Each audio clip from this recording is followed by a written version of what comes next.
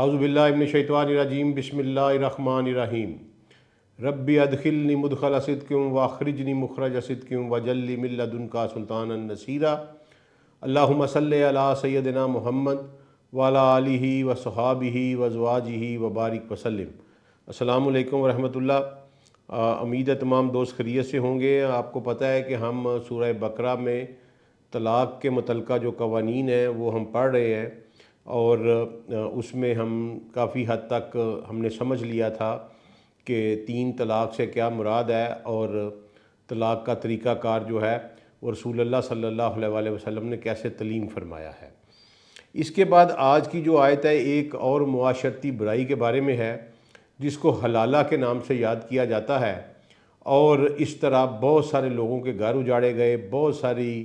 ہماری ماؤں بہنوں کی عزتیں جو ہیں ان کو گزند پہنچائی گئی، اور لوگوں کے گھر جو ہیں وہ پھر ایسے ٹوٹے اس ایک سمجھ لیں کبھی قسم کی رسم سے کہ دوبارہ آباد نہ ہو سکے۔ مجھے سمجھ نہیں لگتی کہ یہ لوگ اللہ کو کیسے منہ دکھائیں گے اور اللہ اور اس کے رسول صلی اللہ علیہ وسلم کا کیسے سامنا کریں گے جو اس طرح کے فتوے دیتے ہیں، اور وہ لوگ جنہوں نے حلالہ سینٹر بنائے ہوئے ہیں وہ کس طرح جسٹیفائی کرتی ہیں اس کو۔ ذرا قرآن کے جو مدرجات ہیں ان پر غور کیجئے گا۔ اعوذ باللہ من الشیطان الرجیم بسم اللہ الرحمن الرحیم فَإِن طَلَّقَهَا فَلَا تَحِلُّ لَهُ مِن بَعْدُ حَتَّى تَنكِحَ زَوْجًا غَيْرَهُ، جب اس کو طلاق دی جا چکے تو فَلَا تَحِلُّ لَهُ مِن بَعْدُ، اس کے بعد وہ اس کے لیے حلال نہیں ہے۔ جب بندہ ایک دفعہ عورت کو طلاق کا پروسیس مکمل کر دے، 3 طلاقیں ہو جائیں، 2 لائف لائن اویل کر لے، اس کے بعد تیسری طلاق ہو جائے، اور اس کے بعد اس کے لیے وہ حلال نہیں ہے۔ ٹھیک ہے جی، حتیٰ تنکیہ زوجہ غیرہ، یہاں تک کہ وہ کسی اور سے نکاح کر لے۔ فَإِن طَلَّقَهَا، تو وہ بھی اگر اس کو طلاق دے دے، فَلَا جُنَاحَ عَلَيْهِمَا أَن يَتَرَاجَعَا إِن ظَنَّا أَن يُقِيمَا حُدُودَ اللَّهِ، تو پھر ان پر کوئی گناہ نہیں کہ وہ ایک دوسرے سے رجوع کر لیں، لیکن شرط یہ ہے کہ وہ حدود اللہ کو قائم رکھیں۔ تِلْکَ حدود اللہ یبینہما لقوم یعلمون، یہ اللہ تعالیٰ کی حدود ہیں ان لوگوں کے لیے جو علم رکھتے ہیں۔ اچھا جی، اب ذرا اس کو ہم سمجھنے کی کوشش کرتے ہیں کہ جب ایک دفعہ طلاق دے دے تو وہ اس کے لیے حلال نہیں، حتیٰ تنکیہ زوجہ غیرہ۔ حتیٰ کا لفظ جو ہے نا جی، یہ عربی زبان میں اور قرآن پاک میں بہت اس کو ڈیپتھ اور بڑی ہی احتیاط کے ساتھ پڑھنا پڑتا ہے۔ بہت سارے لوگ حتیٰ کی میننگ پہ غلطی کھا کے بہت سارا ترجمہ غلط کر بیٹھتے ہیں، اور بات کہاں سے کہاں نکل جاتی ہے۔ یہ اتنا کمپلیکیٹڈ ورڈ ہے کہ ایک بہت بڑا عربی گرامیرین ہے اول دور کا، ابو زکریہ الفارا، وہ کہتا ہے کہ اگر میں مر گیا تو مجھے یقین ہے کہ میری روح بھی حتیٰ پکار رہی ہوگی، یعنی اتنا کمپلیکیٹڈ پروسیس ہے۔ اس کے اوپر پھر سیر حاصل ریسرچز ہوئی ہیں، قرآن کے ایک ایک لفظ کو پرکھا گیا، جہاں جہاں حتیٰ کا لفظ آیا اس پر غور کیا گیا۔ تو ایک یہ قانون ہے عربی زبان کا کہ حتیٰ کے بعد اگر پریپوزیشن آ جائے تو وہ ہوتا ہے کہ ایون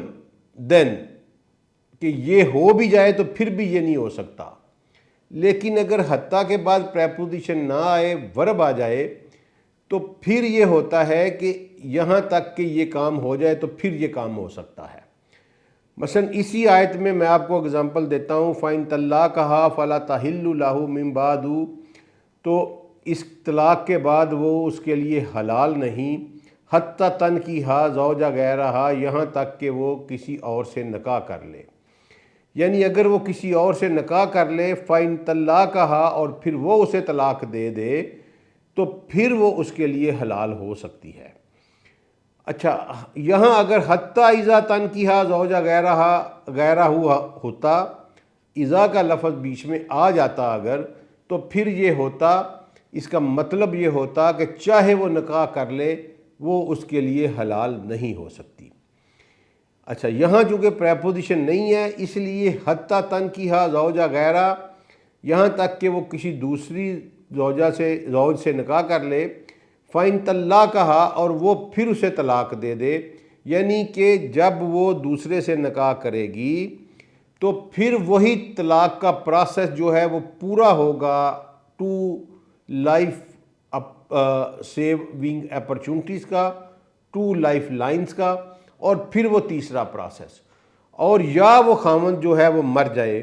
ٹھیک ہے جی، اور اس کے بعد وہ عدت کاٹ کے تو وہ پہلے کی طرف جا سکتی ہے۔ حلالہ کا کنسیپٹ جو بنایا گیا وہ یہ کہ جناب پری پلان کر کے اگر حلالے کے لیے کوئی نکاح کیا جائے تو وہ زنا سے زیادہ بڑا جرم ہے، اور ان پر اللہ تعالیٰ کی لعنت کی گئی ہے ان لوگوں کے اوپر کہ جو پری پلان کر کے، یہ حادثاتی طور پر ہے کہ ایک خاتون ہے، اس کو طلاق ہو گئی، اس نے دوسرے خاوند سے شادی کی، اور شادی کے بعد پھر ان کی نہیں بنی، اور انہوں نے وہ اور پورا یہ سارا گزارا، اور نیت میں یہ شامل نہیں تھا کہ میں یہ شادی صرف اس لیے کر رہی ہوں کہ میرے پہ پہلا خاوند حلال ہو جائے، یہ نیت میں شامل نہیں ہونا چاہیے، ورنہ یہ سارے کا سارا پروسیس زنا میں بدل جائے گا۔ اس کی کسی قسم کی کوئی توجیہ جو ہے وہ قرآن و حدیث میں موجود نہیں ہے، یہ انتہائی بے غیرتی، بے شرمی کا عمل ہے۔ جو کوئی بھی اس پہ فتویٰ دیتے ہیں وہ اللہ کے عذاب کا شکار ہوں گے، اور اللہ ان سے خود پوچھے گا کہ انہوں نے حدود اللہ کا مذاق اڑایا ہے اور اللہ کی کتاب کے ساتھ کھیل کھیلا ہے۔ ورنہ پری پلان کر کے آپ میری بات کو سمجھنے کی کوشش کریں کہ ایک طلاق ہو گئی، اب اس پہ دونوں میاں بیوی پچھتائے۔ آپ دیکھیں کہ جب اللہ اور اس کے رسول کے طریقہ کار کو فالو کیا جائے گا، اس پر عمل کیا جائے گا، تو یہ پچھتانے والی صورتحال پیدا ہوتی ہی نہیں، کیونکہ آپ کے پاس زندگی میں دو لائف لائنز ہیں اور تیسری پھر طلاق ہے۔ It is a lengthy process, ایک نہیں، دو نہیں، 3 دفعہ آپ کو، یعنی 2 مواقع ہیں، اور تیسرا آپ کے پاس پتہ ہے آپ کو کہ اب میرے پاس کوئی اپرچونٹی نہیں ہے، لہذا میں نے احتیاط کرنی ہے۔ اگر یہ مروجہ طریقہ جو ہے جو رسول اللہ صلی اللہ علیہ وسلم نے ترویج کیا تھا، اگر اس کو نافذ رکھا جائے اور اسی کے مطابق معاملات انجام دیے جائیں تو پھر طلاق اس وقت جا کے ہوگی جب دونوں ایک دوسرے سے بر چکے ہوں گے اور کسی قسم کی سیٹلمنٹ کی کوئی چانس نہیں ہوگا، ٹھیک ہے۔ ادروائز اگر کوئی سیٹلمنٹ کا چانس ہے تو پہلے پہ ہو جائے گی، پھر دوسرے پہ ہو جائے گی۔ یہ جو ہے نا، یہ خوبصورتی ہے۔ اب اگر طلاق ہو گئی تو اس کے بعد یہ سوچ کر کہ میں پہلے سے رجوع کر لوں، میں ایک بندے سے نکاح کر لیتی ہوں، وہ بندہ اس کے ساتھ آپ طے کر لیتے ہیں، جو طریقہ کار انہوں نے بنایا ہوا ہے انتہائی لعنتی طریقہ کار، کہ آپ ایک بندے کے ساتھ طے کر لیتے ہیں کہ جی آپ نکاح کر لیں اور آپ ہمیں گارنٹی دیں کہ آپ ایک رات گزارنے کے بعد اس کو چھوڑ دیں گے، تو یہ صریحاً جو ہے زنا ہے، اس کی کسی قسم کی کوئی توجیہ پیش نہیں کی جا سکتی۔ اور اس کے بعد اللہ نے یہ بات کہنا کہ ہاں یہ ایک کیٹاسٹرافک کنڈیشن ڈیولپ ہو گئی کہ ایک عورت نے دوسرے بندے سے نکاح کیا، اب اس کے ساتھ اس کی نہیں بنی، طلاق کا پروسیس پورا ہوا، اسی طرح 2 لائف جو ہے سیونگ لائنز وہ انہوں نے استعمال کر لیں، یا پہلی پہ طلاق ہوئی اور رجوع نہیں ہو سکا، اور نیت میں یہ نہیں تھا، نیت میں یہی تھا کہ میں نے اس کے ساتھ گزارا کرنا ہے، تو پھر جا کے وہ دوسرے خاوند کے ساتھ دوبارہ سے نکاح ہو سکتا ہے اس کا پہلے خاوند کے ساتھ۔ اچھا جی، اب اللہ نے اسی لیے یہاں کہا این یقیم حدود اللہ، کہ تم سمجھتے ہو کہ تم اللہ کی حدود کو برقرار رکھو، اور پھر یہاں تنبیہ کے انداز میں فرمایا وَتِلْكَ حدود اللہ یبینہما لِقَوْمٍ یعلمون، یہ اللہ کی حدود کیا ہیں اس کی اگزامپل میں آپ کو اس طرح دیتا ہوں کہ اللہ کی حدود جو ہے وہ سمجھ لیں کہ ایک ہائی وولٹیج کرنٹ کا تار ہے جو کہ یہ ٹیبل ہے، تو اس کی اس باؤنڈری کے قریب قریب جو ہے نا جی، وہ اس کی باؤنڈری کے اوپر بالکل ہائی وولٹیج تار لگا ہوا ہے۔ اب اگر آپ اس باؤنڈری کے قریب قریب قریب قریب رہیں گے تو یہ چانسز ہے کہ کسی بھی وقت آپ کا کوئی حصہ اس ہائی وولٹیج سے ٹکرا جائے گا اور آپ جل کر بھسم ہو جائیں گے۔ یہی اللہ کی حدود ہے۔ اللہ کی حدود ہے، ان کے قریب بھی نہیں جانا چاہیے، دور دور ہی ان سے رہنا چاہیے۔ مثلا وہ ہائی وولٹیج کا جو ہے کرنٹ والا تار وہ یہاں لگا ہوا ہے، تو جو یہاں بندہ واک کرے گا اس کے پاس میکسیمم چانسز ہیں کہ وہ اس کا شکار ہو جائے گا۔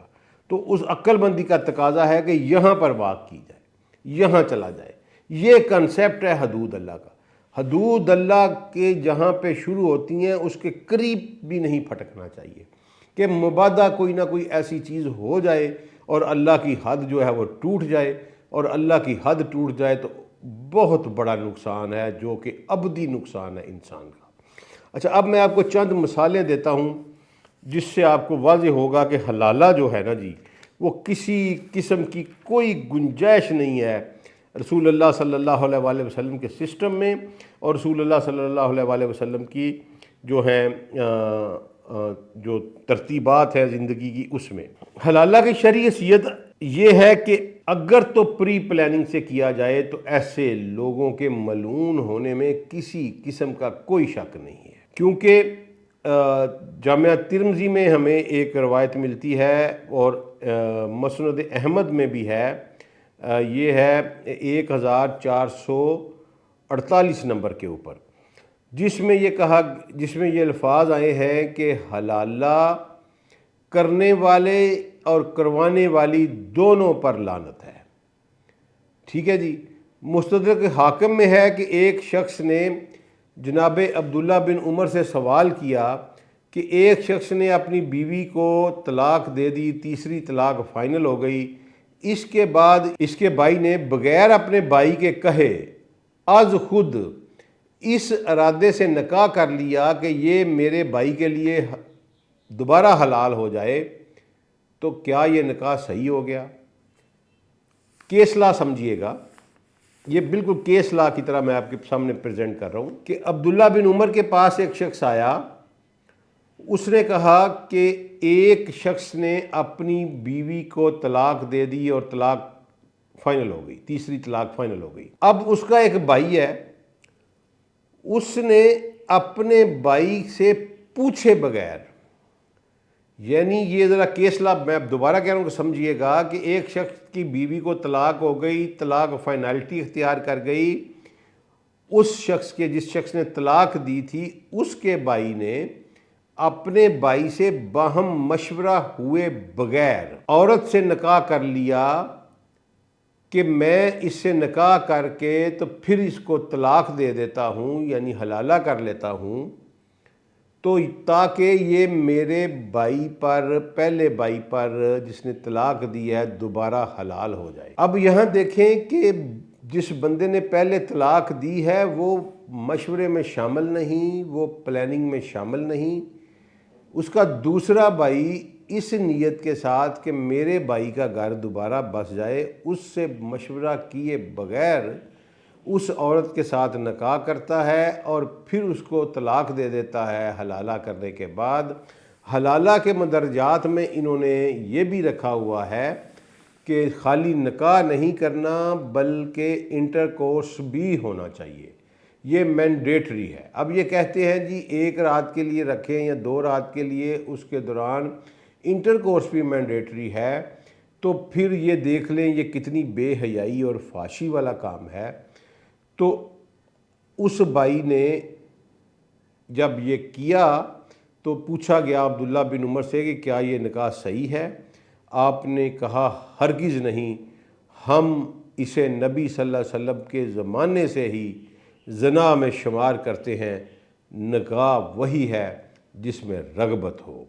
ٹھیک ہے، یہ جناب ریفرنس ہے اس کا مستدرک الحاکم، یہ 199 نمبر حدیث ہے، اور اس کی سندیں جو ہیں یہ بالکل ٹھیک ہے۔ میں نے اس پہ تسلی کی ہے کہ سیدنا عبداللہ بن عمر نے کہا کہ دیکھیں اب اس میں وہ بندہ بھی شامل نہیں ہے، لیکن جو حلالہ کر رہا ہے اس کی نیت یہ ہے، اس کی پلاننگ، اس کا پہلا شور شامل نہیں ہے مشورے میں، کہ وہ نہیں چاہتا یعنی کہ حلالہ ہو، لیکن بائی کی مخلصی میں یہ کر رہا ہے کہ چلو میں اسے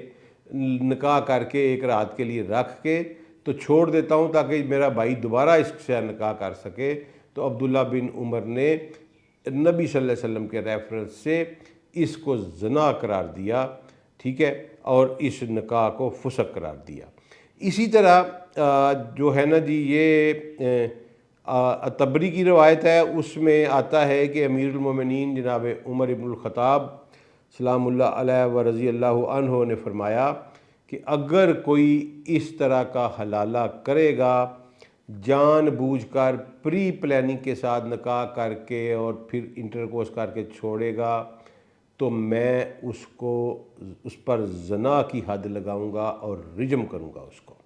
یعنی سزائے موت دوں گا۔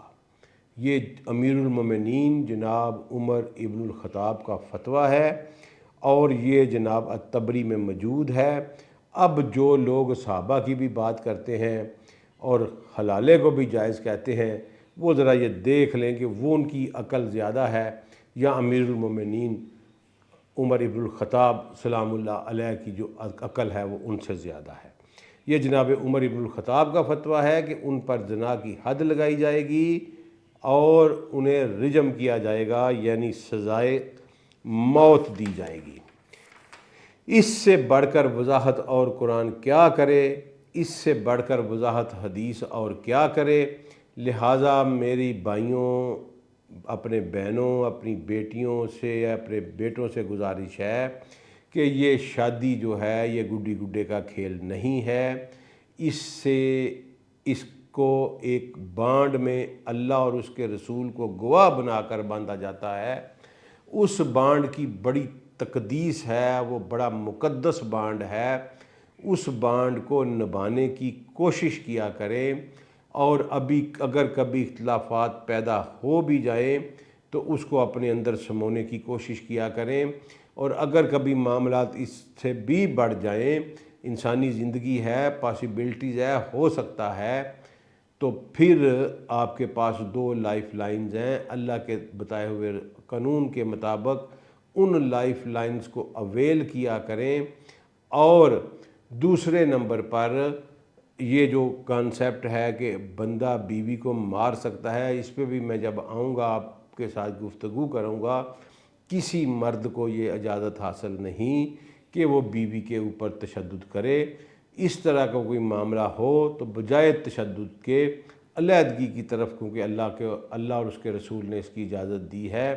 کسی مرد کو یہ حق حاصل نہیں، یہ قرآن کے ساتھ مذاق کیا جاتا ہے۔ جب میں اس آیات پہ آؤں گا تو میں ثبوت کے ساتھ بتاؤں گا کہ اس کو غلط ٹرانسلیٹ کیا گیا، اور اللہ اور اس کے رسول نے کبھی بھی عورت کو مارنے کی اجازت نہیں دی، اور نہ ہی عورت پر کوئی مرد جو ہوتا ہے اصل مرد وہ عورت پر ہاتھ اٹھا سکتا ہے۔ لہٰذا میری اپنی ماؤں بہنوں سے بھی گزارش ہے کہ وہ بھی جلد بازی کا مظاہرہ نہ کیا کریں اور اس بندھن کو نبھانے کی کوشش کیا کریں۔ ہاں، اگر یہ بندھن ٹوٹ جائے تو پھر کسی کے ورگلاوے میں نہ آئیے گا، کسی کے پھنسانے میں نہ آئیے گا۔ کوئی آپ کو جتنے مرضی فتوے دیتا پھرے، یہ آپ کی عزت، ایک عورت کی عزت کی، ایک عورت کی غیرت کی، ایک عورت کی عزت نفس کی یہ توہین ہے کہ اس کو ایک رات کے لیے استعمال کرنے کے لیے کسی مرد کو دے دیا جائے، اس لیے کہ تاکہ اس کا پچھلا ریلیشن اس پر بحال ہو جائے۔ اسلام کبھی اس طرح کا ظلم نہیں کر سکتا، اللہ کبھی اس طرح کا کام نہیں کر سکتا۔ یہ شریحاً شیطانی عمل ہے، یہ بے غیرتی ہے، یہ بے شرمی ہے۔ اس سے بڑے الفاظ میں نہیں کہہ سکتا، اور سیدنا عمر ابن الخطاب نے اس کو زنا اور قابل رجم قرار دیا ہے۔ اگر کہیں بات آپ کی ختم ہو جائے تو پھر آپ اگلے نکاح کی طرف جائیں تو اس کے ساتھ نبھانے کی کوشش کریں۔ یہ پری پلاننگ کے ساتھ جو کوئی بھی آپ کو یہ کہے وہ انتہائی درجے کا شیطان انسان ہے۔ کوئی حلالہ کسی قسم کی اس طرح کی جو یہ بیان کرتے ہیں اس طرح کی کوئی گنجائش قرآن میں اور اسلام میں موجود نہیں ہے۔ السلام علیکم ورحمۃ اللہ وبرکاتہ۔